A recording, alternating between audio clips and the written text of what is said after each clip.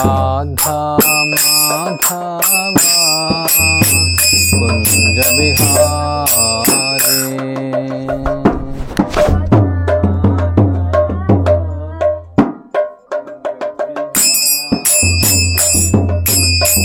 गोपी जन वल्लभा गिरिवरधारी।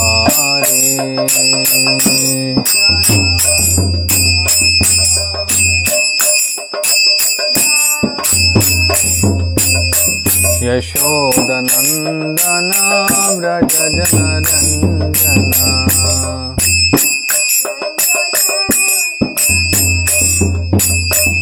यमुना तीरावनचारी।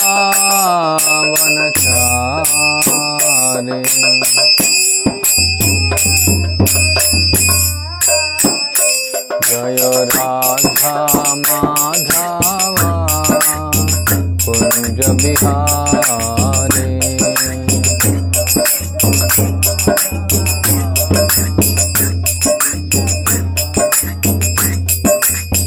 गोपी जन वल्लभ गिरिवरधारी।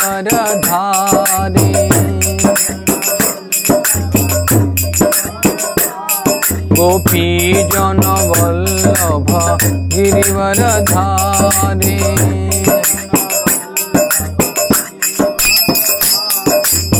यशोदानंदन व्रज जनरंजना।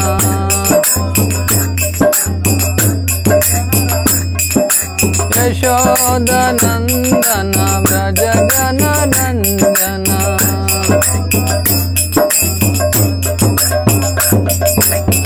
यमुना तीरावनचारी।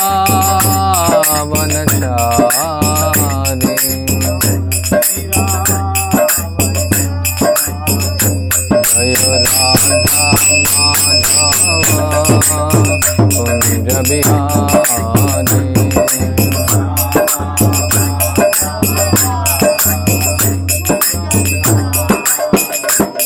हरे कृष्णा कृष्णा कृष्णा हरे हरे, हरे राम राम राम हरे हरे।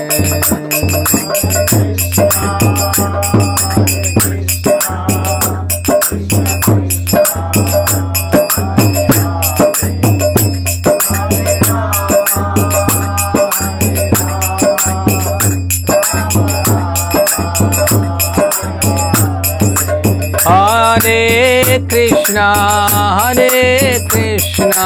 कृष्णा कृष्णा हरे हरे, हरे राम राम राम हरे हरे।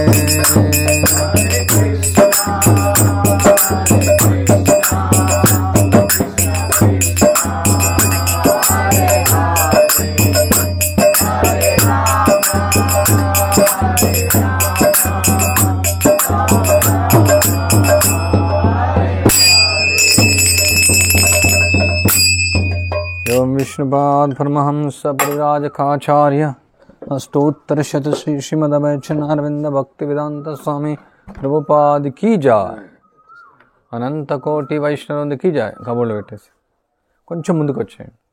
ఇంకా ఉన్నారా కొందరు విశ్రాంతి వస్తున్నారా? ఇంకా ముందుకు వచ్చేయండి।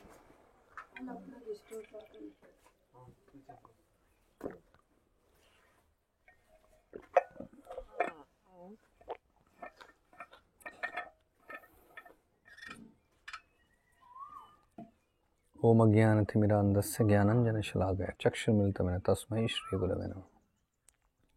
वन्देहं श्रीगुरो श्रीयुतपदकमलं श्रीगुरुन् वैष्णवांश श्रीरूपं साग्रजातं सहगण रघुनाथान्वितं तं सजीवं साद्वैतं सावधूतं परिजनसहितं कृष्णचैतन्यदेवं श्रीराधा कृष्णपादान् सहगण ललिता श्रीविशाखान्वितांश्च मुखां करोति वाचालं पङ्गुं लङ्घयते गिरिं यत्कृपातमहं वन्दे श्रीगुरुन् निरतारिणं परमानंद माधव श्री चैतन्य ईश्वरम। हरे कृष्णा कृष्ण कृष्ण हरे हरे, राम राम राम हरे।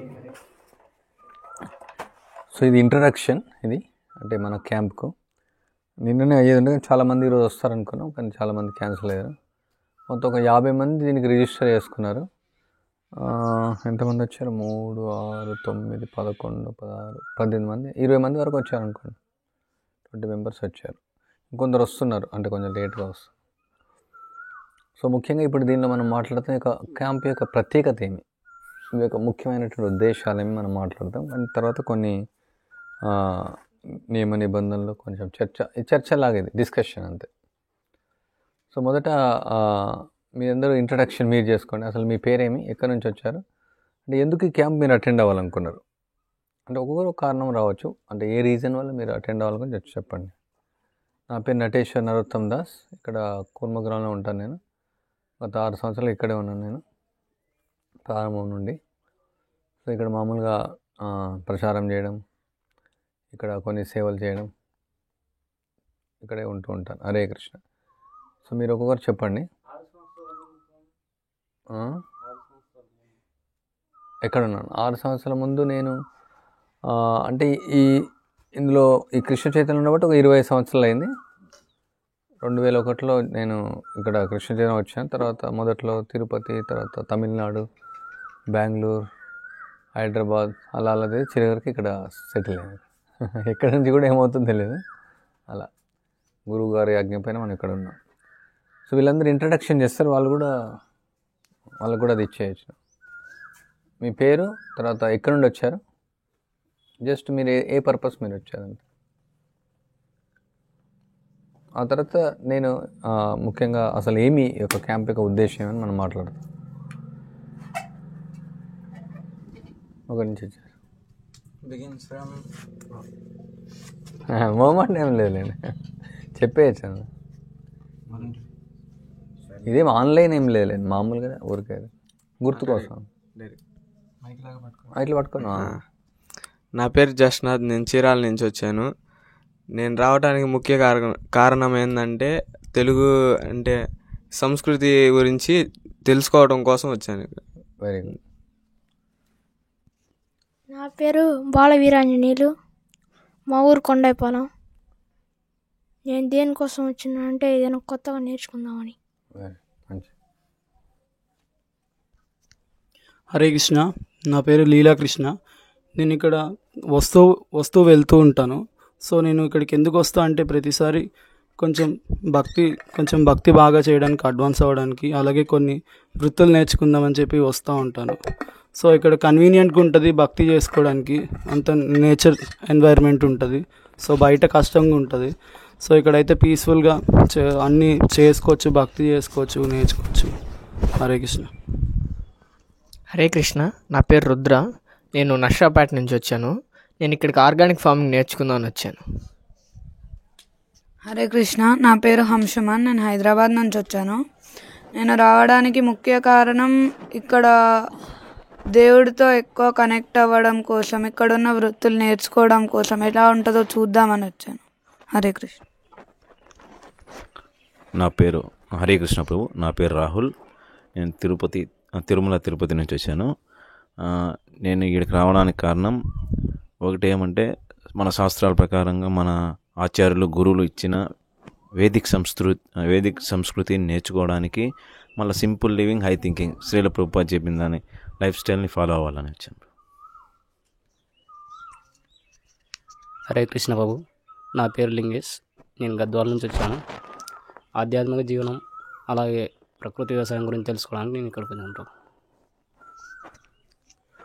నా పేరు మనీష్, నేను హైదరాబాద్ నుంచి వచ్చాను. వృత్తులు నేర్చుకుని వచ్చాను ఇక్కడికి.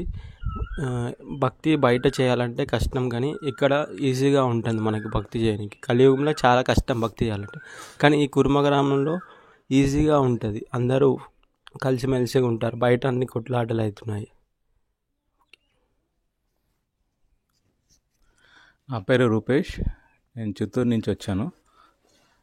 నేను ఇక్కడికి వచ్చిన కారణం ఏమంటే, సహజ జీవనం ఇక్కడ సరళంగా ఉంది కాబట్టి సహన జీవనం అలవర్చుకోవడానికి వచ్చాను ఇక్కడ.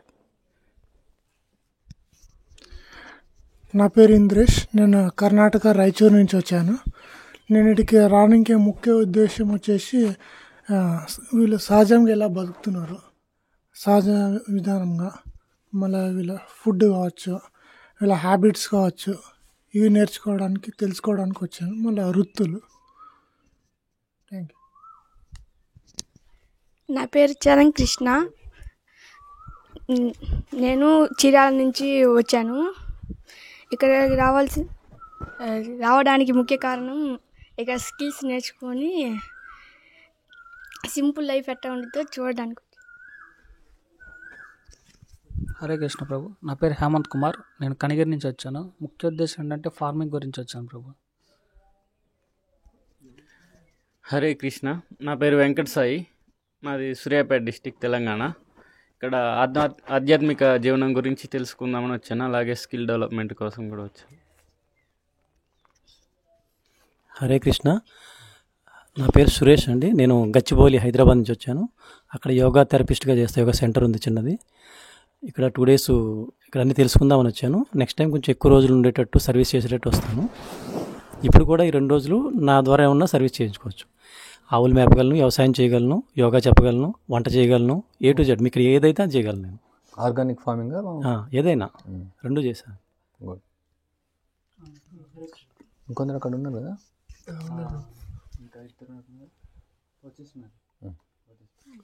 హరే కృష్ణ. నా పేరు సూరజ్. నేను మహారాష్ట్ర బళ్ళార్చి నుంచి వచ్చాను. స్కిల్స్ నేర్చుకోవడానికి వచ్చాను.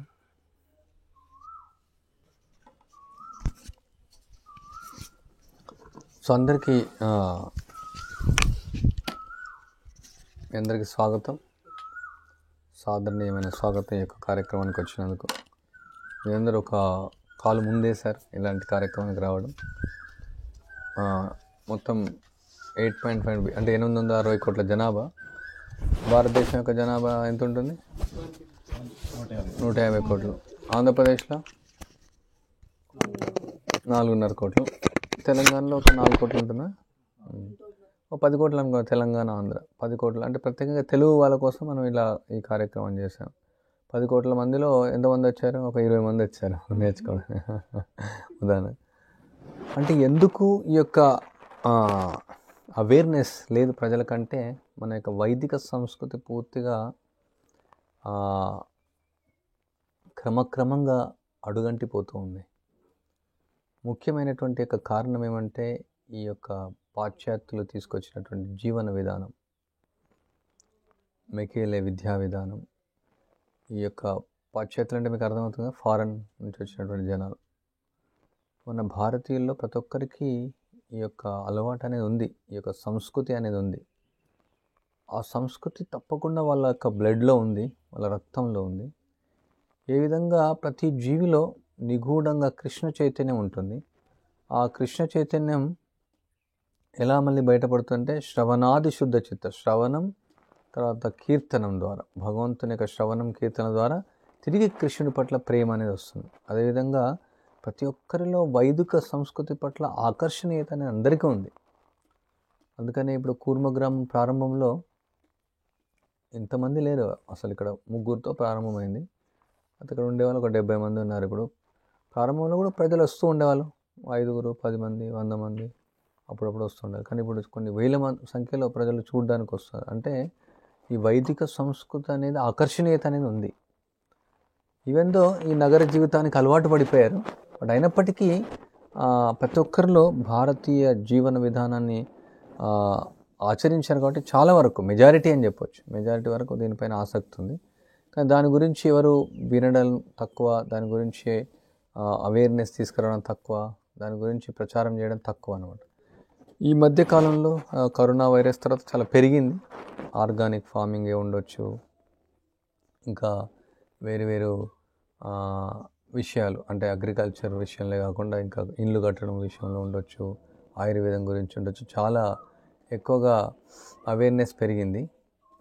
బట్ అయినప్పటికీ ప్రజలకు ఇంకా ఈ నగర జీవితం పైన ఆసక్తి అనేది పోవట్లేదు. ఇంకా కూడా మెసేజ్ అవును అలా చేస్తున్నాం, దాన్ని దుర్వినియోగం చేసుకుంటారు. కరెక్ట్. అది ఉంది.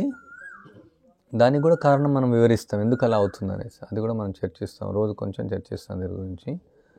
సో ముఖ్యంగా ఈ యొక్క శిబిరం యొక్క ప్రాముఖ్యత ఏమంటే, ఎన్నో శిబిరాలు అవుతుంటాయి మన కృష్ణ చైతన్య ఉద్యమంలో కూడా. ఇలా వృత్తి శిక్షణ శిబిరం అనేది ఉండదు. చాలా సమ్మర్ క్యాంప్స్ కూడా కండక్ట్ చేస్తుంటాం మేము సిటీ టెంపుల్స్లో. శ్లోక రిజిస్ట్రేషను, భగవద్గీత పారాయణము, తర్వాత ఇప్పుడు ఏదైతే మీ ఆధ్యాత్మిక శిక్షణ కార్యక్రమాలు ఉంటాయి, అందులో వృత్తులు ఉండవు. అంటే మీరు అనొచ్చు, మరి ఆధ్యాత్మిక వ్యక్తులు వృత్తులు ఎందుకు నేర్పిస్తున్నారు అనేసి. అయితే శ్రీల ప్రభుపాల వారు ఏం కావాలనుకున్నారంటే, కేవలం మనిషికి యొక్క కేవలం ఆధ్యాత్మిక జీవితమే ఇవ్వకుండా ఈ దైనందిక జీవితం యొక్క పూర్తి పరివర్తన కూడా అవసరమని చెప్తున్నారు అన్నమాట. ఓకే, గుడికి వెళ్ళేసి వస్తారు, దేవుడి దగ్గరికి వెళ్తారు, జపం చేస్తారు, కానీ మిగతా కార్యక్రమాలు సేమ్ ఉండాలని ప్రభుపాద వారు అనుకోలేదు. అందువల్ల ప్రభుపాద వారు ఏం కావాలనుకున్నారు, పూర్తిగా 24 గంటల జీవితం ఒక రోజుకు 365 రోజులు అంటే 100 సంవత్సరాలు పూర్తిగా కృష్ణుడు ఇచ్చినటువంటి జీవన విధానం ప్రకారం నడుచుకోవడం, కృష్ణ చైతన్యంలో ఉండడం. సో ఇప్పుడు ఏం జరుగుతుందంటే, ప్రభుపాద వారు ఆయన చాలా బిజీగా 12 సంవత్సరాలు ప్రపంచం అంతా ప్రచారం చేశారు. ఆయన ఉన్నప్పుడు కూడా ఇలా ఫామ్ కమ్యూనిటీలు కొన్ని ప్రారంభించారు, కొన్ని గురుకులాలు ప్రారంభించారు. ఆయనకున్న సమయం తక్కువ.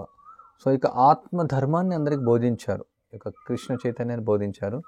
తర్వాత ఆయన ఆదేశాన్ని ఇచ్చారు, 50% నేను చేశాను, ఇంకా 50% మిగిలింది.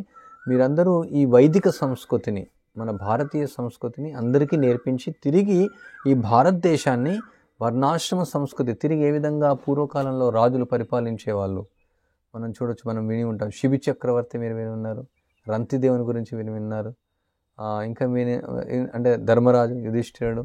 ఈ విధంగా వైదిక సంస్కృతిలో రాజులు పరిపాలించేటప్పుడు ప్రజలు ఎలా ఉన్నారు, రాజులు ఎలా ఉన్నారు, మన భారతీయ సంస్కృతిలో ఎలా ఈ యొక్క సత్సంబంధాలు ఉండేవి, ఎలా గ్రామాలు నడిచేవి, శ్రీమద్ భాగవతంలో వర్ణించబడ్డాయి, మహాభారతంలో ఉంది, రామాయణంలో ఉంది, ధర్మశాస్త్రాలు వివరించబడింది.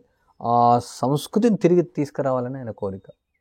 ఆయన ఏమన్నారంటే, ఇలాంటి గ్రామాలను మనం ఆదర్శ గ్రామాలుగా ఏర్పరిచి ప్రపంచానికి అంతా మనం నేర్పిస్తే ప్రపంచం అంతటా కూడా కృష్ణ చైతన్యంగా మారిపోతుంది, అందరూ భక్తియుక్త సేవ తీసుకోవచ్చు అని చెప్పారు.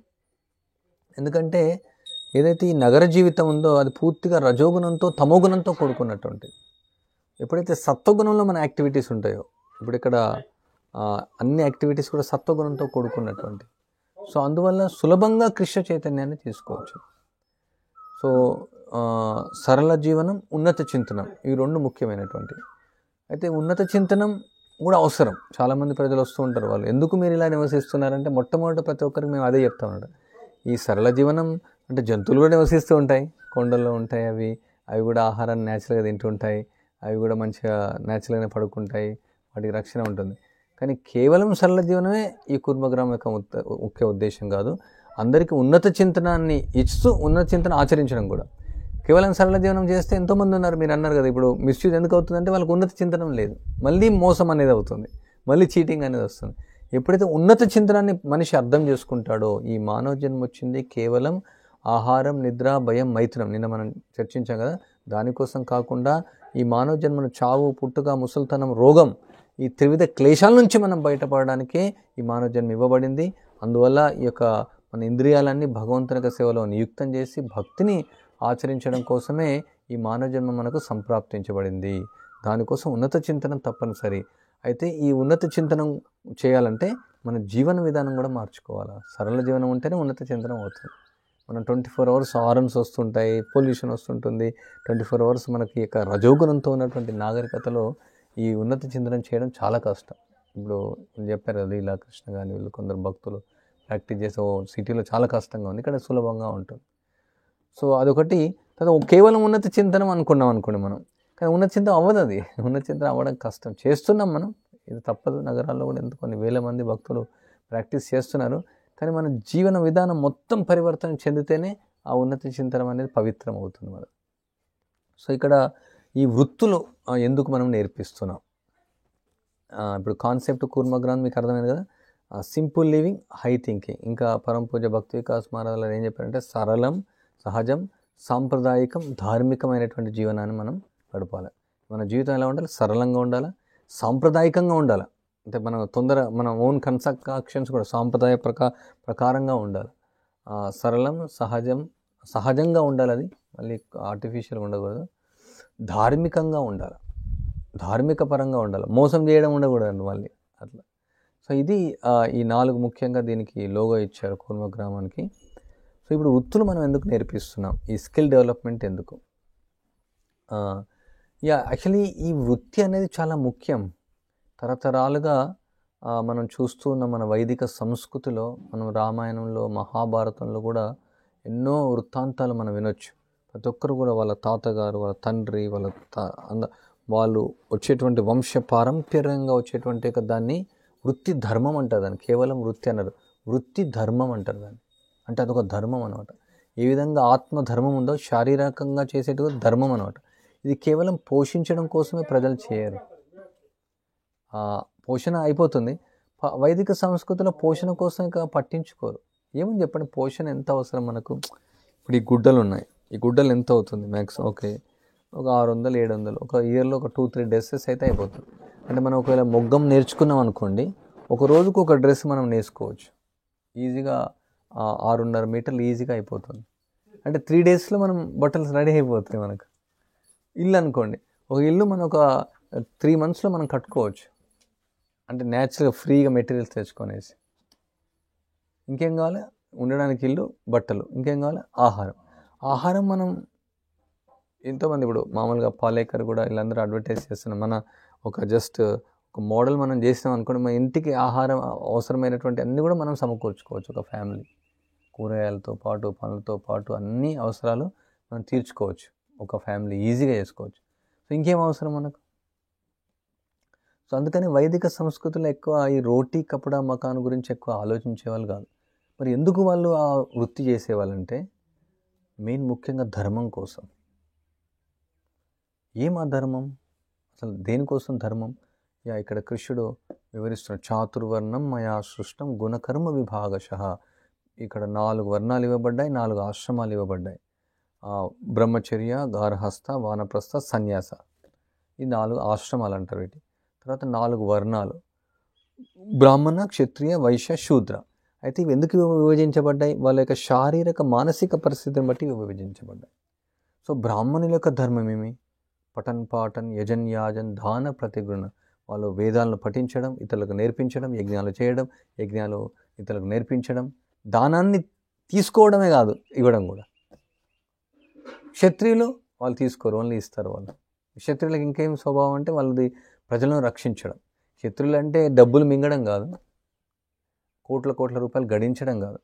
రాజు అంటే ప్రజల కోసం ప్రాణాన్ని ఇచ్చేవాడు. అంటే ఊరికే ప్రాణాన్ని ఇస్తామని ఓట్ల సమయంలో చెప్పేవాడు కాదు రాజు. అప్పటి కాలంలో ఓట్లు కూడా ఉండకపోయేది, వంశపారంపర్యంగా వచ్చేటువంటిది అది కూడా ధర్మం. సో ప్రజల కోసం ప్రాణాన్ని త్యజించేవాడు, ప్రజలను రక్షించేటువంటి వాడు రాజు. సో తర్వాత ఇంకా వైశ్యులైంది కృషి, గోరక్ష, వాణిజ్యం. వాళ్ళు వ్యవసాయం చేయడం, ఆవులను చూసుకోవడం, గో సంరక్షణ చేయడం. మిగతా శూద్రులు, మిగతా వర్ణాల వాళ్ళందరికీ కూడా సహాయం చేయడం. సో ఈ విధంగా సొసైటీ అనేది ఒక హార్మోనైజ్గా, అంటే ఒక సహాయ సహకారంగా ఈ యొక్క సమాజం అనేది ముందుకు వెళ్తూ ఉంది. ఒక వ్యక్తి ఉదాహరణకు బ్రాహ్మణుడు వచ్చి ఒక వివాహం చేస్తాడు. అంటే ఈ వివాహం చేస్తే ఎంత డబ్బులు వస్తాయని ఆలోచించాడు. నా యొక్క వృత్తి ధర్మం ఇది, నా యొక్క బాధ్యత. ఈ గ్రామంలో ఉన్నటువంటి వాళ్ళందరినీ కూడా నాకు తెలిసినటువంటి విద్యతో, నాకు తెలిసినటువంటి యొక్క ఈ పాండిత్యం వాటెవర్, అది నేను వీళ్ళకి సహాయం చేయాలి. రాజు కూడా అలానే భావిస్తాడు. నేను ఏదో పేరును గడించడం కాదు, కేవలం ధనాన్ని గడించడం కాదు, నేను నా యొక్క తరతరాల నుంచి వచ్చినటువంటి ఈ లీనియేజ్ని కాపాడి ఈ ప్రజలను ధర్మ మార్గంలో నేను నడిపించాలా.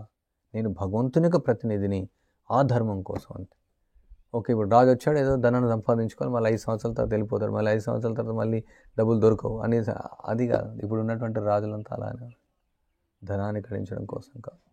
ఇంకా వైశ్యులు ఏం చేస్తారు? వాళ్ళు వ్యవసాయం చేస్తారు. వ్యవసాయం చేయడం దేనికోసం? కడుపు నింపడం కోసం కాదు, ఇతరుల కడుపులు నింపడం కోసం. మన కడుపు నింపడం కోసం కాదు. వైశ్యుడు ఏం చేస్తాడు? అతను పస్తులు ఉన్నా సరే ఎందుకంటే చూడండి, ఆహారం అంటే వైశ్యులు ఉదరంతో పోల్చబడింది, బ్రాహ్మణులు తలతో పోల్చబడింది, క్షత్రియులు చేతులతో. ఈ కడుపు పని ఏంది? ఆల్ టైం అది తీసుకుంటుంది, మొత్తం అంతా సరఫరా చేసేస్తుంది. కడుపులో ఉంటుంది ఏమన్నా? కడుపు ఏం తీసుకోదు. కడుపులో ఉంటే ప్రాబ్లం అవుతుంది. చూడండి, కడుపులో ఉందనుకో, తిన్న ఆహారం మళ్ళీ కాన్స్టిపేషన్ ప్రాబ్లం వస్తుంది. కడుపులో ఉంటే కడుపులో ఇన్ఫెక్షన్ వస్తుంది. భగవంతుడు అట్లా క్రియేట్ చేశాడు అనమాట.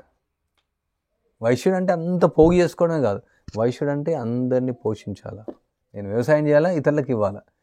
అంటే నేను అమ్మితే డబ్బులు వస్తాయని కాదు. ఇప్పుడు మామూలుగా ఇప్పుడు ఆర్గానిక్ ఫార్మింగ్లో వాళ్ళు చెప్తున్నారు సంవత్సరానికి 5 లక్షలు వస్తాయి, సంవత్సరానికి 6 లక్షలు వస్తాయి ఇలా. అంటే ఎప్పుడైతే మనీ కాన్సెప్ట్ అనేది వస్తుందో వృత్తి ధర్మం అనేది వర్క్ అవ్వదు. మనీ కాన్సెప్ట్ వస్తే మోసం అనేది వస్తుంది. ఈ వైదిక సంస్కృతిలో మనీ పైన ఆధారపడలేదు. దేనిపైన ఆధారపడింది? ధర్మం పైన ఆధారపడింది సముదాయం, పరోపకారం పైన ఆధారపడింది సముదాయం, సహాయ సహకారాలపైన ఆధారపడి ఉంది, మన పరంపర పైన ఆధారపడింది, సాంప్రదాయం పైన ఆధారపడి ఉంటుంది. ధనం పైన ఆధారపడే నాగరికత కాదు. ఈ పాశ్చాత్య కళాచారం వల్లనే వచ్చింది అది. ఆ కళాచారం వల్ల ధనం ధనం ధనం ధనం ధనం డబ్బులతోనే ఎప్పుడైతే ముడిపడి ఉంటుందో, అందుకని వస్తు మార్పిడి సముదాయం ఉండేది. ఓకే, నేను మీకు బట్టలు ఇస్తాను, మీరు నాకు ధాన్యం ఇవ్వండి. నేను మీకు గుండు చేస్తాను, నాకు ధాన్యం ఇవ్వండి. నేను ఇప్పుడు అంటే మంగళవాళ్ళు అంటే ఓన్లీ గుండు చేయడమే కాదు, వాళ్ళ ఇంట్లో సంస్కారాలు చేస్తారు, డెలివరీ అయినప్పుడు వస్తారు, ప్రతి ఒక్కరు అవసరం. ఒక వివాహమే అయిందనుకోండి, అన్ని వృత్తుల వాళ్ళు అక్కడికి వస్తారు, అందరూ అవసరం. పీటలు చేసేవాళ్ళు కావాలా, అందరూ. ఈ విధంగా లేకుండా అవ్వదన్నమాట పని. సో నేను ఇక్కడికి రావాలా? మామూలుగా పూర్వకాలంలో షాపులు ఏం లేవు, అందరు ఇంటింటికి వెళ్ళి చేసేవాళ్ళు అనమాట. ఉదాహరణకు వాళ్ళే వచ్చేవాళ్ళు ఇంటికి. సో వీళ్ళు సంరక్షిస్తూ ఉండేవాళ్ళు సముదాయాన్ని.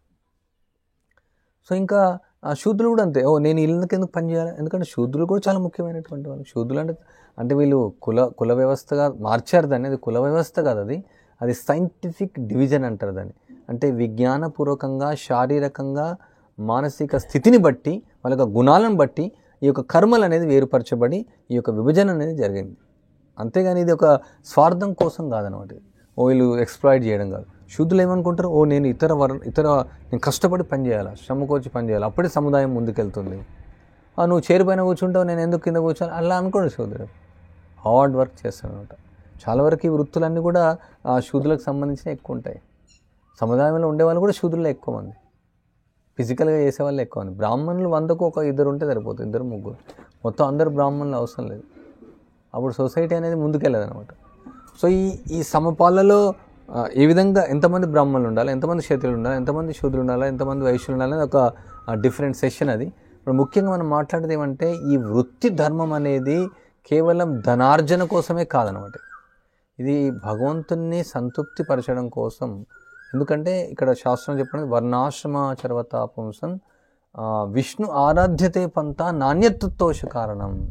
అంటే విష్ణు ఏం చెప్తున్నాడంటే ఏదైతే భగవంతుడు ఇచ్చినటువంటి ఈ సిస్టమ్ ఉందో, ఈ వర్ణాశ్రమం నన్ను సంతృప్తిపరచడం కోసం అని చెప్తున్నారు. అందుకనే ఇక్కడ భగవద్గీతలు కూడా చెప్పబడింది, స్వే స్వే కర్మణ్యభిరత సంసిద్ధి లభ్యతో నరహ. ఓ అర్జున, నీ యొక్క ధర్మాన్ని నువ్వు ఆచరించు. నీ వృత్తి, నువ్వు క్షత్రియుడివి, నువ్వు అరణ్యానికి వెళ్ళాల్సిన అవసరం లేదు. నీ యొక్క క్షత్రియుడు కాబట్టి నీ యొక్క విద్యుక్త ధర్మం అంటారు దీన్ని. నీ యొక్క ధర్మాన్ని నువ్వు చేయాలి. అర్జున్ అంటే నాకేమీ రాజ్యం వద్దు, నేను 3 లోకాల ఆధిపత్యం ఇచ్చి నాకు వద్దు. నీకు ఆధిపత్యం కోసం కాదు ఇక్కడ చేసేది, నువ్వు ధర్మం కోసం. అక్కడ అధర్మం అనేది ధర్మాన్ని కానిగలిగింది, నేను నీకు ఆర్డర్ చేస్తున్నాను, నువ్వు ఈ యొక్క ధర్మాన్ని నువ్వు రక్షించడానికి నువ్వు నాకు సహాయం చేయాల్సింది, నేను చెప్పి నువ్వు నిర్వర్తించాల్సింది. సో అందువల్ల ఇది జస్ట్ నాట్ మనీ బేస్డ్ ఈ స్కిల్ అనేది. చాలామంది ఇప్పుడు సెంట్రల్ గవర్నమెంట్ కూడా స్కిల్ బేస్డ్ ట్రైనింగ్ అనేది ఇంట్రడ్యూస్ చేసింది. మంచిది ఒక విధంగా, చాలా రోజుల తర్వాత అది వచ్చింది. దీనివల్ల ఒక విధంగా ఆర్థిక వ్యవస్థ కూడా పటిష్టం అవుతుంది. అవన్నీ సైడ్ ఎఫెక్ట్స్ అనమాట, అది సైడ్ డిషెస్ అనమాట, సైడ్ బై ప్రోడక్ట్స్ అంటారు దాన్ని ఇంగ్లీష్లో చెప్పాలంటే. అంటే వేరు బెనిఫిట్స్ వస్తాయి. ఇప్పుడు ముఖ్యమైనటువంటి బెనిఫిట్ ఏంటంటే ఈ సమాజాన్ని మనం ఆధ్యాత్మిక ప్రగతికి తీసుకెళ్లాలంటే ప్రతి ఒక్కరూ వాళ్ళ యొక్క విద్యుక్త ధర్మాన్ని నిర్వర్తించాలా. వృత్తి ధర్మం ఏ విధంగా ప్రతి వ్యక్తి, మనం చెప్తున్న ప్రతి ఆత్మగా ఉంది కాబట్టి మనం భగవంతుని యొక్క నామాన్ని జపించాలా, భగవంతుని కీర్తన చేయాలా, భగవంతుని కోసం పూలు అర్పించాలా, భగవంతుని నైవేద్యం చేయాలా, కృష్ణుని యొక్క సేవ చేయాలని చెప్తున్నాము. అదేవిధంగా ఈ శరీరానికి సంబంధించినటువంటి వృత్తులు కూడా భగవంతుడు ఇచ్చిన ప్రకారం మనం చేయాలి. అప్పుడు భగవంతుడు ప్రసన్నమవుతాడు, సంతృప్తి చెందుతాడు. అప్పుడు అందుకనే కృష్ణుడు చెప్తున్న భగవద్గీతలో 18వ అధ్యాయంలో, ఎవరైతే ఈ యొక్క వృత్తులు నిర్వహిస్తారో నా సంతృప్తి కోసం వాళ్ళు పవిత్రం అవుతారు, వాళ్ళు నా ధామానికి వస్తారని చెప్తారు. అంత పవిత్రమైనటువంటివి మనం వెళ్ళి మాట్లాడితే మేము చాలాసార్లు గ్రామాల్లో తిరుగుతూ వాళ్ళకు చెప్తుండే. ఒక ఆయన నూనె గానుగానే కలిశాడు చాలా సంవత్సరాల క్రితం, ఓల్డ్ అయిపోయాడు, 65 సంవత్సరాలు అయినా కానీ ఇంకా నూనె తీస్తూ ఉన్నాడు. సో ఆయనకు చెప్పాను, మీరు ఎందుకు ఇంత ఓల్డ్ అంటే, మా తాతల నుంచి వచ్చినటువంటి ట్రెడిషన్ ఇది. అంటే ఆయన ఎంత రేటుకు నూనె అమ్ముతున్నాడు, ఏం చేస్తున్నాడు, ఆయనకు అంత ముఖ్యమైనటువంటిది కాదు. మా తాత గారు నా నాన్నగారికి నేర్పించారు, మా నాన్నగారు నాకు నేర్పించారు, నేను మా పిల్లలకు నేర్పిస్తాను. ఈ విధంగా మా వంశ పారంపర్యంగా ఇది వచ్చినటువంటి వృత్తి. అతను ఎంతో ప్రౌడ్గా ఫీల్ అవుతున్నాడు, గర్వంగా. నేను నా యొక్క తరతరాల నుంచి వచ్చినటువంటి వృత్తిని నేను కాపాడాను. అది ట్రెడిషన్ అంటారు దాన్ని, సాంప్రదాయం నుంచి వచ్చినటువంటి వృత్తి. ఇంకా దీనికి ఎన్నో బెనిఫిట్స్ ఉన్నాయి. ఇప్పుడు ప్రజలు అన్ఎంప్లాయ్మెంట్తో బాధపడుతున్నారు, నిరుద్యోగ సమస్యతో. ఎందుకంటే వాళ్ళు చదువుతారు, 25 years వరకు చదువుకుంటారు, లాస్ట్కి వాళ్ళకేమి ప్లేస్మెంట్స్లో గ్యారంటీ లేదు వాళ్ళకి వస్తుందనేసి. ఎంతోమంది సూసైడ్స్ చేసుకుంటున్నారు ఉద్యోగం రాక. సో ఇక్కడ ఏమో సూసైడ్ చేసుకోవాల్సిన అవసరం లేదు, ఎందుకంటే మనం ఏదైతే నేర్చుకుంటున్నామో అది మన జీవితం అయిపోతుంది. అది దాంతో మనం ముందుకెళ్ళొచ్చు. ఏదైనా సరే వ్యవసాయం ద్వారా మనం, ఒకవేళ మనం వ్యవసాయమే వచ్చిందనుకోండి, దాని ద్వారా మనం పండించుకొని తినొచ్చు. మనం లేదంటే ఇంకెక్కడైనా వ్యవసాయం చేయొచ్చు, ఒకవేళ భూమి మనకు లేకుంటే. ఏదైనా సరే మొగ్గం కానీ, కుండలు కానీ, బుట్టలు కానీ, ఏదైనా ఒక ఆక్యుపేషన్ మనకు వచ్చిందంటే అది చాలా ఇంపార్టెంట్ అనమాట. మనం ఇప్పుడు ఇంటర్మీడియట్ చేస్తాం, తర్వాత బీటెక్ చేస్తాం, తర్వాత ఎంటెక్ చేస్తాం, తర్వాత పీజీ చేస్తాం, తర్వాత పిహెచ్డీ చేస్తాం, తర్వాత ఏం చేస్తాం? చివరికి ఆ సర్టిఫికెట్లని పొయ్యిలో పెట్టాల్సిందంతే, ఏం పని రాకుండా. మన పూర్తిగా అవుతుంది. ఇప్పుడు మనకు ధనం సంపాదించాలంటే, ఇప్పుడు మనకు లివింగ్ కావాలంటే కొంచెం ధనం కావాల్సింది. ఈ సొసైటీలో మోడర్నైజేషన్ అయింది కదా. కాకపోతే మనం ఇప్పుడు మీరు చెప్పినారు కదా, అది చేసుకొని పోతే మన ఇంటి పూర్తిగా అవుతుంది తప్ప బయటికి అమ్మలేము. అది అంటే పారిపోతారు దాని రేటింగ్ జనాలు. ఉదాహరణకు నాకు అయ్యింది అది కాబట్టి. అంటే ఇప్పుడు నేను చెప్పేది అంటే కాన్సెప్ట్ అది ఇంపార్టెంట్ అని చెప్తున్నాను. మనం ఏదైనా నేర్చుకునేటప్పుడు ముఖ్యమైన కాన్సెప్ట్ ఇది. సో దాన్ని మనం ఇప్పుడు మోడర్న్ సొసైటీలో జీవించాలంటే తప్పకుండా మనం ఈ ధనం ఉన్నటువంటి ఒక సొసైటీ కాబట్టి, ఇప్పుడు మేము కూడా ఇక్కడ ధనంతో ఇంకా డీల్ చేస్తున్నాం. మొత్తం ధనం లేకుండా వాళ్ళే, కానీ మన భవిష్యత్తు అలా ఉండాలనేసి. అంటే పూర్వకాలం అలా ఉండేది, మనం అక్కడికి మనం చేరుకుంటున్నాం కాబట్టి ఇది ట్రాన్సిషన్ పీరియడ్ కాబట్టి తప్పదు, మనం సేల్ చేయాల్సి వస్తుంది. మేము కూడా ఇక్కడ మేము కూడా సేల్ చేస్తుంటాం. కొన్ని సంవత్సరాల వరకు అది జరుగుతుంది, క్రమక్రమంగా మొత్తం పూర్తిగా మార్పు చెందిన తర్వాత అది మార్పు అవుతుంది. ఇప్పుడే అది మారదు అది. సో ముఖ్యంగా ఎప్పుడైతే మనం దీన్ని అట్లీస్ట్ మనం ఎంకరేజ్మెంట్ చేయడం, ఈ వృత్తులను, ఏదైతే వృత్తులన్నీ పోతాయి, ఇప్పుడు చూడండి అన్ని మిషన్లు అయిపోయినాయి. ఉదాహరణకి ఇప్పుడు మొగ్గం, గవర్నమెంట్ కూడా చాలా ఎంకరేజ్మెంట్ చేస్తున్నారు కూడా, చేనేతను, తర్వాత ఇప్పుడు న్యాచురల్ ఫార్మింగ్ను, తర్వాత కొన్ని వృత్తులను ఎంకరేజ్ చేస్తున్నారు వాళ్ళు. కానీ అది ఒక లెవెల్లో జరుగుతుంది. కానీ వ్యక్తిగతంగా కూడా ప్రతి వ్యక్తికి ఉండాలి. ఇది మన భారతీయ సంస్కృతిది. ఇది సంస్కృతికి ఒక వెన్నుముక లాంటి ఈ యొక్క వృత్తులన్నీ. ఈ సంస్కృతి ఎక్కడి నుంచి వచ్చింది? ఎందుకు వాళ్ళు బ్రిటిష్ వాళ్ళు భయపడిపోయారో, వీళ్ళ సంస్కృతి చాలా స్ట్రాంగ్ ఉందని. ఎందుకంటే ప్రతి ఒక్కరు చాలా పటిష్టంగా వాళ్ళ యొక్క సాంప్రదాయం నుంచి వచ్చినటువంటి వృత్తులను వాళ్ళు స్వీకరిస్తూ చేస్తూ ఉండేవారు. తర్వాత ఇవన్నీ మార్చేశారు వాళ్ళు, విద్యా వ్యవస్థ నుంచి అందరినీ నాశనం చేశారు. ఎప్పుడైతే ఈ చదువు అనేది వచ్చిందో, ఈ మోడర్న్ ఎడ్యుకేషన్ ఎప్పుడైతే వచ్చిందో, కషాయశాల అంటారు దాన్ని ప్రభుత్వాలు. ఎందుకంటే వాళ్ళు ఉన్నటువంటి సంస్కృతిని చంపేశారు మొత్తం. సో అందువల్ల ఇక మొత్తం అందరూ మారిపోయారు. సో ఇప్పుడు ముఖ్యంగా మనం ఈ కూర్మగ్రామంలో నేర్పించడానికి ముఖ్యంగా ఏంటంటే తిరిగి ఈ భారతీయ వైదిక సంస్కృతిని పునరుద్ధరించడం కోసం. అఫ్కోర్స్ దానికి బై ప్రోడక్ట్ ఏంటంటే వాళ్ళు ఆ వృత్తి చేసుకునేసి కూడా ఈ ఆధునిక సముదాయంలో డబ్బులు కూడా అవసరం కాబట్టి దాంతో మనం బతకొచ్చు. తప్పదు, మనం సేల్ చేయాల్సి వస్తుంది, దానిపైన ఆధారపడాల్సి వస్తుంది. దానికోసం అఫ్కోర్స్ అది కూడా అవసరమే. కానీ ముఖ్యంగా ఏంటంటే ఇవి జస్ట్ ప్రజలకు ఎలా తయారైపోయిందంటే ఇప్పుడు ఒక వ్యాపారం కోసమనే కాదనమాట ఇది. ఇప్పుడు ఆర్గానిక్ ఫార్మింగ్, ఇప్పుడు ఆర్గానిక్ చాలా కాంపిటీషన్ ఉంది, ఒక let us do organic farming, will get some money, కొంచెం డబ్బులు సంపాదించుకోవచ్చు. అయితే ఈ కాన్సెప్ట్ కరెక్ట్ కాదనమాట. ఎందుకు ఆర్గానిక్ ఫార్మింగ్ మనం ఎంకరేజ్ చేస్తాం కూర్మగ్రామంలో ప్రత్యేకంగా? ఎందుకంటే ఈ యొక్క సాయిల్లో ఎప్పుడైతే కెమికల్స్ అనేది వేస్తామో, మొన్న ఈయన ఆంధ్రప్రదేశ్ స్టేట్ ఏపీసీఎన్ఎఫ్ వాళ్ళు వచ్చారు, అది స్టేట్ ఇన్ఛార్జ్ ఒక ఆయన వచ్చాడు, డిస్ట్రిక్ట్ ఇన్ఛార్జ్ అని.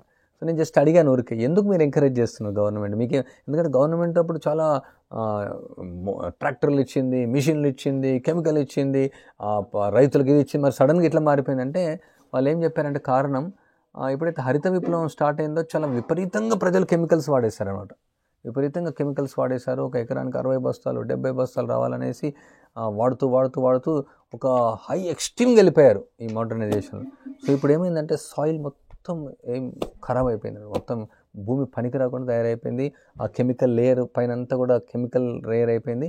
దానివల్ల గ్లోబల్ వార్మింగ్ వస్తుంది. ప్రపంచం ఏమవుతుందో తెలియదు ఒక 30 సంవత్సరాల తర్వాత. ఆ గ్లోబల్ వార్మింగ్ మనం అంతా ఈ ఎండకు కాలిపోతామేమో, ఏమవుతుందో తెలియదు అనమాట.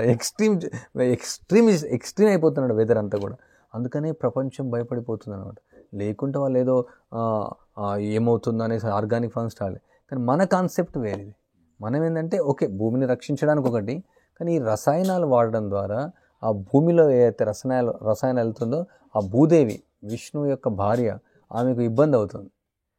మనకేదో ఇబ్బంది అవుతున్నప్పుడు మనం ఆపడం, అది కాదనమాట. అసలు అందులో వేయకూడదు. ఈవెన్ దో అది మనకు అందులో రసాయనాలు వేస్తే మనకు గ్లోబల్ వార్మింగ్ రాకున్నా సరే మనం రసాయనాలు అందులో వేయం.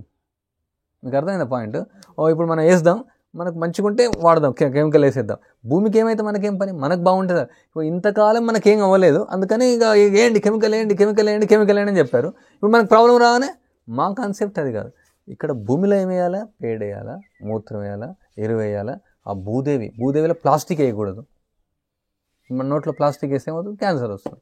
అదేవిధంగా భూమి కూడా ఒక దేవత. ఆమె భూమి మనకు ఎన్ని ఇస్తుంది? భూమి నుంచి ఎన్ని వస్తున్నాయి? మొక్కలు వస్తున్నాయి, పండ్లు వస్తున్నాయి. అంటే చూడండి, జస్ట్ విత్తనాలు వేయగానే ఎన్ని రకాల పండ్లు, ఎన్ని రకాల కూరగాయలు, ఎన్ని రకాల ఆకులు, ఎన్ని రకాల చెట్లు. అంటే అసలు భూమి సర్వకామదుగామయ్య అని చెప్పి, అంటే అన్ని కోరికలు తీర్చేటువంటి దేవత ఆమె, విష్ణువు యొక్క భార్య భూదేవి. మనం రోజు లేవగానే ఆమెకు ప్రణామం చేస్తాం, మనం భూమిని మేము ఆరాధిస్తాం, ఇలా ప్రణామం చేస్తాం భూమి.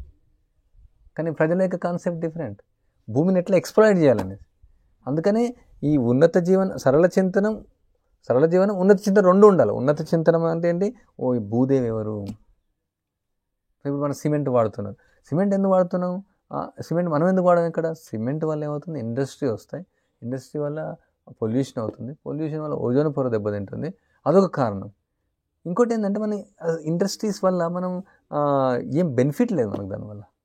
ఈ భగవంతుడు ఇచ్చిన విధానం మట్టితో ఇల్లు కట్టుకోవడం, ప్రకృతి ఏదైతే ఇస్తుందో అది కట్టుకోవడం, అంతేగాని ప్రకృతి విరుద్ధంగా మనం వెళ్ళకూడదు. ఇప్పుడు ఎప్పుడో తెలుసుకొని మనం ఆపడం కాదు. ఏదైనా సరే కృత్రిమంగా మనం కొత్త ప్రారంభించామంటే ఇప్పుడు మంచిగానే ఉంటుంది, 50 సంవత్సరాల తర్వాత మళ్ళీ ఏదో పర్యవసానం అవుతుంది. ఇప్పుడు చాలామంది మీరు సోలార్ ఎందుకు పెట్టారు, సోలార్ ఎందుకు అంటారు. ఇప్పుడు సోలార్ ఇప్పుడు బాగానే ఉంది, కొన్ని లక్షల సోలార్ ప్యానల్స్ తయారవుతున్నాయి, కొన్ని రోజులు అవుతాయి. ఆ సోలార్ వేస్టేజ్ ఎక్కడ వేస్తారు? మళ్ళీ సముద్రంలో వేస్తారు. ఆ సోలార్ తయారు చేసేటువంటి ఫ్యాక్టరీలు పెరిగిపోతున్నాయి, మళ్ళీ అది కూడా వేస్ట్, హీట్ ఇంక్రీజ్ చేస్తుంది. మీరు ఏదైనా సరే భగవంతుడు ఇచ్చినటువంటి ప్రకృతికి అనుగుణంగా వెళ్ళకుంటే ఇప్పుడు బాగానే ఉంటుంది మనకు, కానీ తర్వాత ఎన్నో రకాలుగా పర్యవసానం అవుతూనే ఉంటుంది. సో అలా మనం ఇది భగవంతుడు ఇచ్చాడా, ఇది సాంప్రదాయంలో ఉందా, అలా మనం వెళ్తాం అనమాట. అది ముఖ్యం అనమాట. ఆర్సెనిక్ వస్తుందా?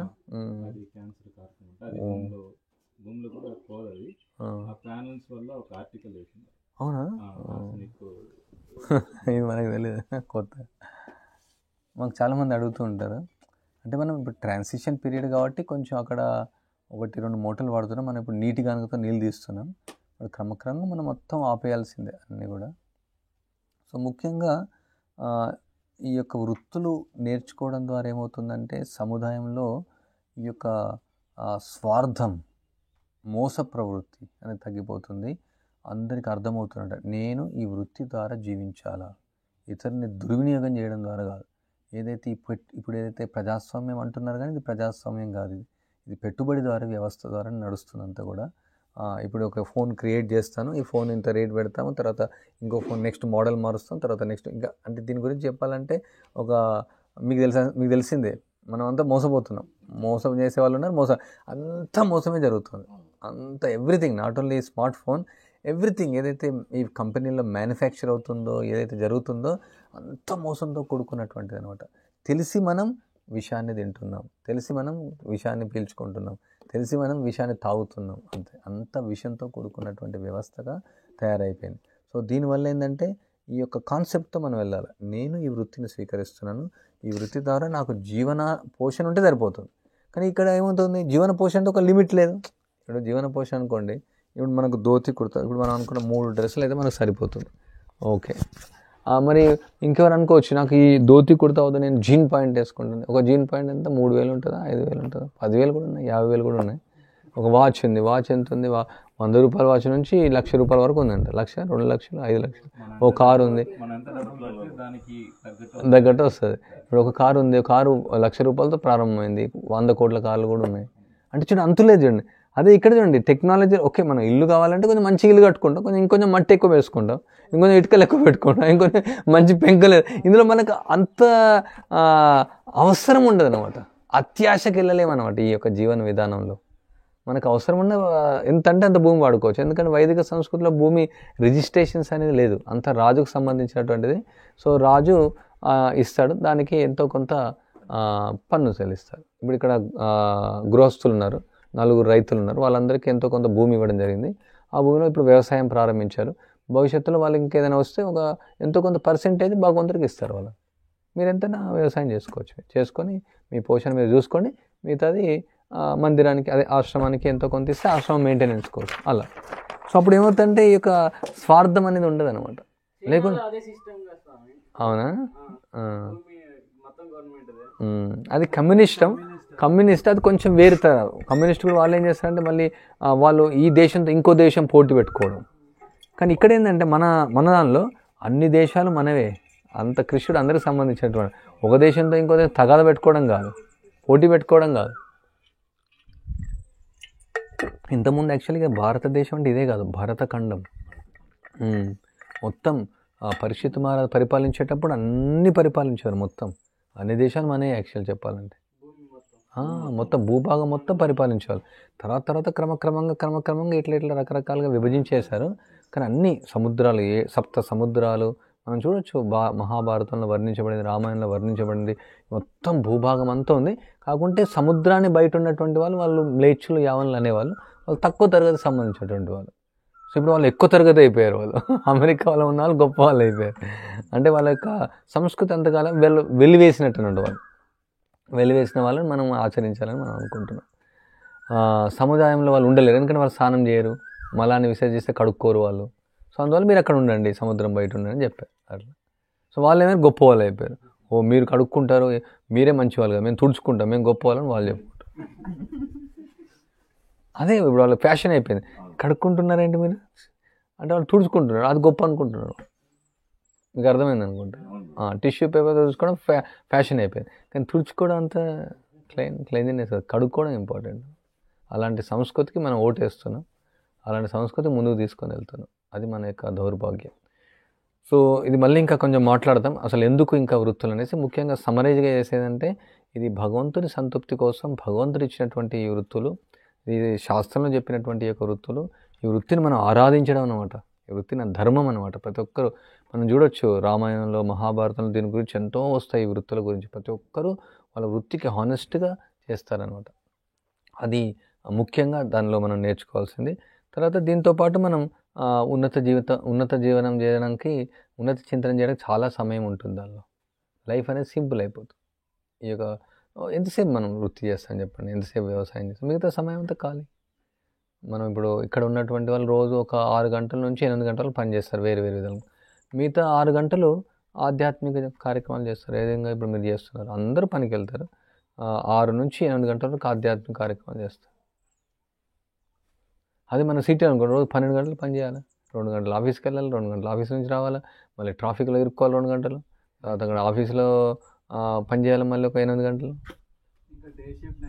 డే షిఫ్ట్ నైట్ షిఫ్ట్, అంత కాంప్లికేట్. ఇప్పుడు మళ్ళీ పిల్లల్ని స్కూల్ పంపించాలంటే యూకేజీ, ఎల్కేజీ ₹1,00,000 పెట్టాలా, తర్వాత ఇంకా ఓల్డ్ సిస్టమే రాంగ్ అనమాట. ఇక ఆ సిస్టమే రాంగ్, ఆ సిస్టమ్ అనేది పని చేయదన్నమాట. మొత్తం ఆ సిస్టమ్ని మొత్తం క్లోజ్ చేయాలన్నమాట. ఏదైతే మోడర్న్ సిస్టమ్ ఉందో మొత్తం జీరో చేసేయాలి, అప్పుడు వర్క్ అవుతుంది. సాఫ్ట్వేర్ వచ్చాక వేరే దేశాల్లోకి మన వాళ్ళు ఇక్కడ పని చేయడం వల్ల, షిఫ్ట్లు రావడం వల్ల మెటబాలిజం అంతా దెబ్బతిని రకరకాల ప్రాబ్లమ్స్ వల్ల నైట్ బయట హోటల్లో తింటాం, నిద్ర లేకుండా జంక్ ఫుడ్ నైట్ అయిపోయింది, నైట్ డే అయిపోయింది. నా దగ్గరికి వచ్చి యోగా క్లాస్ నీ దగ్గర నువ్వు భారతీయుడు, నీ దగ్గర టాలెంట్ ఉంటే నువ్వు ఇచ్చిన టైంని అవతల దేశం కూడా వాడుకోవాలా. అది వాళ్ళకైతే మనం పని చేయాల్సి వస్తుంది. ఇప్పుడు వాళ్ళు ఏ టైం అంటే మనం నైట్ అంటే నైట్ లేవాలి, ఉదయం అంటే ఉదయం లేవాలి.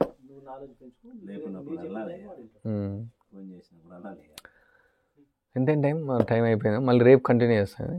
ఎంతే ఆపేసి ఇక్కడ ఆపేసి కొన్ని పాయింట్స్ మనం ఓకే చెప్పండి. ఇప్పుడు మన సనాతన ధర్మం సంబంధించి ఇవన్నీ కూడా కొంచెం అలా మొదలులో లేకపోతే టీవీ షోలో ఇలా ఇవన్నీ కారణాలని చరిత్ర ఉంది. ఇప్పుడు నుంచి అయినా చుట్టూరు మనం జరుగుతూ చూస్తున్నాం. వేరే దేశాల్లో కానీ మన దేశంలో కాశ్మీర్ కానీ లేకుంటే వెస్ట్ బెంగాల్ కానీ కేరళలో కానీ అన్నీ చూస్తున్నాం. మన ఈ సరళ జీవనం ఉన్నత చింతనం ఇంతవరకు ఓకే. మనం పండించుకుంటాం, తింటాం, దేవుని ఆరాధిస్తాం, పడుకుంటాం, అన్నీ నడుస్తాయి ఓకే. ఇప్పుడు ఇలాగే ఉంటే శారీరకంగా గట్టిగా స్ట్రాంగ్గా లేకుంటే ఓన్లీ భక్తితోటే మనం ఎదుర్కోలేం కదా శత్రువుల్ని, చుట్టూ జరిగేదాన్ని. ఇప్పుడు ఎవడో వచ్చాడు, కర్ణాటక వచ్చాడు మన ఎగ్జాంపుల్, కర్ణాటక వచ్చాడు మన దగ్గరికి, మనం సాత్వికంగా పూజ అంటే మనం దేవుడు కాపాడ్డాని అంటలేదు ఇక్కడ. గాలిలో దీపం పెట్టేసి మనం దేవుడు అన్నట్టు కాకుండా మన పని మనం చేయాలి కదా. నేననేది అది మనం ఈ ఆశ్రమంలో ఇక్కడ ఉన్న వాళ్ళు కానీ, ఇక్కడ కోర్స్ కోసం ఏదన్నా వచ్చిన వాళ్ళు కానీ, వాళ్ళు ఎలా శారీరకంగా బయట వచ్చే శత్రువుల నుంచి ఎలా కాపాడుకోవడానికి దృఢంగా ఎలా తయారవుతారు, దానికి ఇక్కడ ఏం జరుగుతుంది అనేది నా ప్రశ్న. ప్రస్తుతానికి అయితే కర్రసాం నేర్పిస్తున్నారు. మన ఆయన స్టేట్కు అని 24 అవార్డ్స్ ఏమి వచ్చినాయి. స్టేట్లో నేషనల్ అవార్డ్స్ వచ్చినాయి, కొన్ని స్టేట్ అవార్డ్స్ వచ్చినాయి, ఇంటర్నేషనల్ కొన్ని వచ్చినాయి. ఆయన ఏమంటారంటే కర్ర ఉంటే చాలు మన ప్రాణాన్ని రక్షించుకోవచ్చు అని చెప్తున్నారు. అదేవిధంగా కత్తి సాము కూడా ఉంది, వాళ్ళ కోసం వెయిట్ చేస్తున్నాం. కత్తి సామును కూడా నేర్చుకోవడం ఆయన కూడా నేర్పిస్తాడు. ఫస్ట్ అయితే కర్రసాం నేర్చుకున్న తర్వాత కత్తిసాం నేర్చుకోవడం. అండ్ ఇంకా అంటే ఇది ఏంటంటే ఇది ట్రాన్సిషన్ కాబట్టి వాళ్ళందరి దగ్గర ఇప్పుడు అవి బాంబ్స్ అవన్నీ ఉన్నాయి. మాది మాయాపూర్లో ఒక టెంపుల్ ఉంది. అంటే ప్రభుపాల వారు ఏం చెప్పారంటే అందరికీ గన్ కూడా నేర్పించారు. అక్కడ దొంగతనం చేయడానికి వస్తే మన వాళ్ళు కూడా గన్స్ వాడారు. సో తప్పదు. అంటే ఇప్పుడు ఏంటంటే అన్ని దేశాలు మారలే కదా. కాబట్టి ఇంతకుముందు పూర్వకాలం ఎలా ఉండేది, ఓకే నువ్వు రథం పైన యుద్ధం చేస్తే నువ్వు రథం పైన చేయి, నువ్వు కిందికి దిగినా అంటే కిందికి దిగి, ఆ ధర్మం లేదు. ఇప్పుడు ఏంటంటే ఇప్పుడు ఉన్నంత కూడా బటన్ సిస్టమ్ అనమాట. భగవద్గీత, రామాయణం, 18 పురాణాలు, ఈ అష్టాదశ ఉన్నాయి కదా, మనం బైబిల్ గురించో లేకపోతే పురాణ గురించో కూడా ఎందుకు తెలుసుకోవాలని మంది రాధా మనోహర్ దాస్ లాంటి వాళ్ళు అడుగుతుంటారు. ఆయన బాగా చెప్తారు సమాధానం. భారతదేశంతో మనం ఒక్కల మీద లేము, వాళ్ళు కూడా ఉన్నారు కాబట్టి వాళ్ళు కూడా తెలుసుకోవాలి మనం ఏం జరుగుతుంది, వాళ్ళు ఎలా ఏం ప్లాన్ చేసుకుంటున్నారు. సో ఆ విధంగా ప్రస్తుతానికైతే ఇది కర్రసాము, కత్తిసాము. ఇంకా ప్రభుపాల వారు ఏం చెప్పారంటే మనం ఈ యొక్క మంత్రాల ద్వారా పూర్వకాలంలో బ్రహ్మాస్త్రం, వారుణాస్త్రం, వాయువ్యాస్త్రం అంటే దీనికంటే కూడా పవర్ఫుల్. ఇప్పుడు మనం ఒక అస్త్రం వేసాం అనుకోండి, దీన్ని విడ్రా చేయలేము, వేసినామంటే అయిపోయింది. దాన్ని మన శక్తి ద్వారా కూడా విడ్రా చేసుకోవచ్చు అనమాట. కలకత్తా దగ్గర ఒకవేళ పవర్ఫుల్గా పర్సనాలిటీ ప్యూర్ అయినారనుకోండి, అంటే ఈ జనరేషన్లో ఉదాహరణకు కూడా ఆవులు తీసుకోండి, ఆవులు కూడా బ్రీడ్ ఏమైంది, మొత్తం సంకరజాతి అయిపోయింది. దాన్ని అప్గ్రేడ్ చేయడానికి మంచి బుల్స్ తీసుకురావడం, ఇప్పుడు మనం గ్రేడింగ్ చేస్తున్నాం అనమాట. ఇప్పుడు కాకుండా ఒక 100 సంవత్సరాల వరకు మంత్రాల ద్వారా ఏదైనా డిస్ట్రాయ్ చేయొచ్చు. మంత్రం వేసినామంటే ఒక కంట్రీని కూడా డిస్ట్రాయ్ చేయొచ్చు, అంత శక్తివంతం వస్తుంది. కలియుగం అంటే ప్రభుపాల వారు చెప్పారు మన యొక్క ఆధ్యాత్మిక శక్తి ద్వారా సాధన ద్వారా మళ్ళీ సత్యయుగం తీసుకొని రావచ్చు అని చెప్పారు. ఎందుకంటే ఈ 10,000 years సత్యయుగం లాగానే చైతన్య మహాప్రభు వచ్చారు.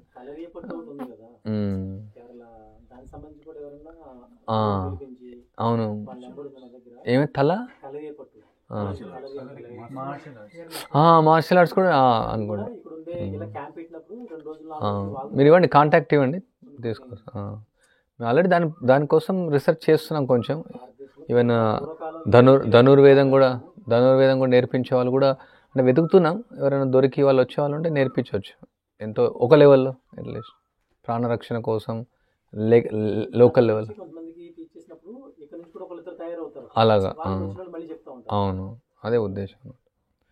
ఓకే.